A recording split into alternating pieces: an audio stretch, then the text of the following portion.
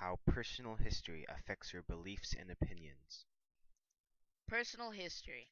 It is one of the most influential factors that shape our beliefs and opinions.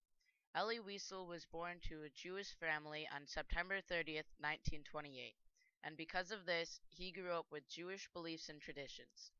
Jewish beliefs ended up resulting in the prosecution of Jews in World War II, and Elie's faith had helped him cope with his hardships. Now, had his personal history been different, and had he been born under a Christian German family, he would have had different experiences and beliefs. He most likely would have been raised to hate the Jews as many others at the time did. His personal history and experiences would help shape and mold his opinions and beliefs. Religion played a large role in people's personal history as well. Faith is something that many people are born into, and a majority stick with their faith. A person's faith is fairly important when it comes to survival, and during World War II, faith helped shape how people coped with the Holocaust. The people who stayed true to their faith throughout the Holocaust believed that there was still hope, while the faithless people lost hope and gave up on themselves and the rest of humanity. Although some had completely given up faith in God, there were others who weren't quite sure. Elie is a perfect example of this. Throughout night, he ponders over his faith, wondering whether or not God cared about the Jews. In response to the horrors that he witnessed in the camps, he goes on to say, "Blessed be God's name. Why would I bless him? Every fiber in me rebelled. Because he caused thousands of children to burn in mass graves? Because he kept 6 crematoria working day and night, including Sabbath and the holy days? Because his great might he had created Auschwitz, Birkenau, Buna, and so many other factories of death? How could I say to him, 'Blessed be thou, Almighty Master of the universe, who chose among us all nations to be tortured day and night, to watch as our fathers, our mothers, our brothers end up in the furnaces? Praised be thy holy name for having chosen us to be slaughtered on thine altar.'" Elie is starting to question why he should bless God when all he's brought is tragedy. Despite his questioning, he never fully lost faith and continued to trudge on through the Holocaust. During the era in which the Jews were being segregated, they molded their opinions towards the Nazis in a negative way. Many Jews were slaughtered in very inhumane ways that had not ever been seen in war times before.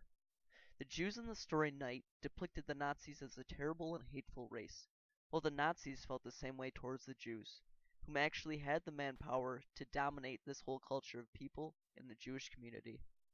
Many Jews hated the Nazis for what they had done because of the sheer torture the Jews had been put through. Also in the reading, many Nazis had no reaction towards all of the death which they faced on a daily basis. The men, women, and children in the Jewish communities did nothing wrong, yet were segregated due to their religious beliefs. But this did not only go for the Nazi soldiers in the work camps. Many citizens of Germany looked away from when the Nazis were thrown into these work camps and never even said a word.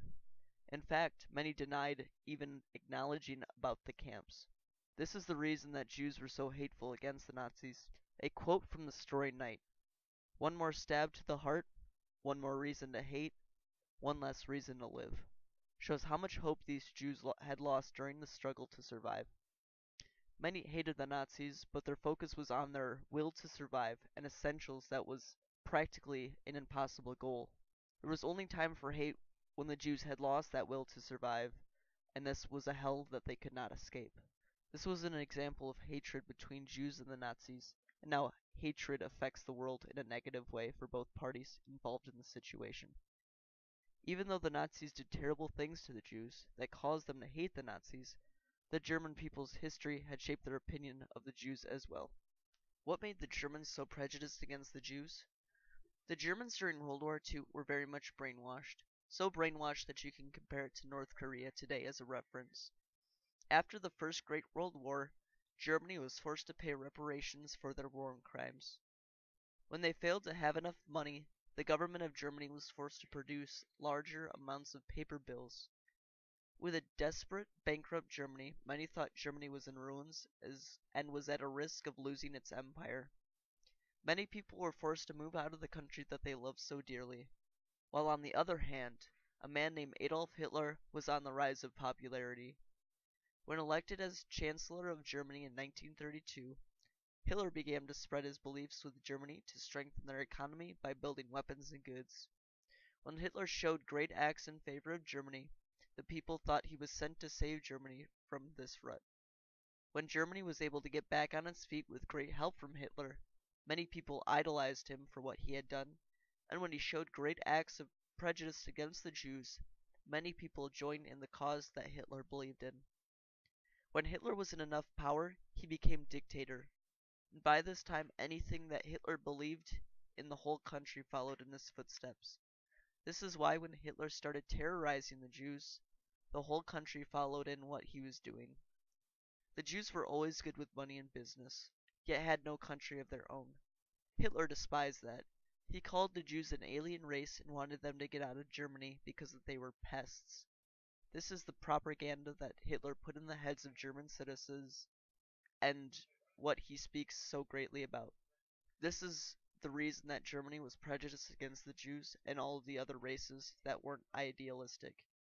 When children are under the influence of parents or a society which encourages or participates in the usage of stereotypes, or any other action for that matter, the children are more likely to also participate in such actions. This can be seen in today's society when referring to the political split between the Republican and Democratic parties in the U.S. government. From birth, children can do nothing but watch as their parents take a side in government. This causes the children to follow in the footsteps and make uneducated statements concerning the government's choices.